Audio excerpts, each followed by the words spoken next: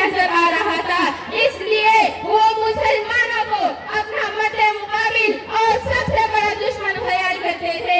यही वजह है कि सन 1857 ईस्वी की जंग आजादी में अंग्रेजों का सबसे बड़ा हत्या यह था कि इस मुल्क से कुरान और मुसलमानों को खत्म कर दिया जाए।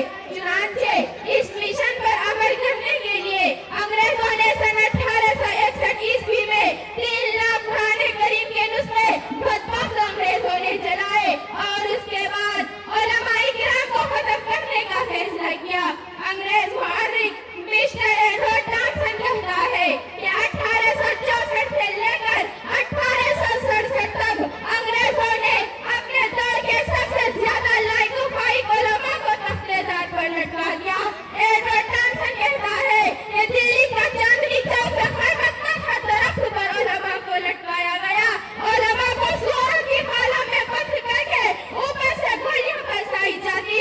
उलमा को लाहौर की शाही मस्जिद में फांसी दी जाती और एक दिन में 80 उलमा को तख्तेदार पर लटका दिया जाता था, क्योंकि अंग्रेजों का बुनियादी मिशन यही था कि उलमा तैयार करने वाले मदारिस इस्लामिया के सिलसिले को बंद कर दिया जाए और इन मदारिस की कड़ी को खत्म कर दिया जाए और सफाए हस्ती से ही मदारिस के नामो निशान को खत्म कर दिया जाए। है यही तारीख अपनी, है यही अपना फलसफा, है यही तारीख अपनी, है यही अपना फलसफा। हम जमाने में दबाने से उभरते हैं सदा, जहां में अहले ईमान सूरत खुर्शीद जीते हैं, जहां में अहले ईमान सूरत खुर्शीद जीते हैं। इधर डूबे उधर निकले, उधर डूबे इधर निकले।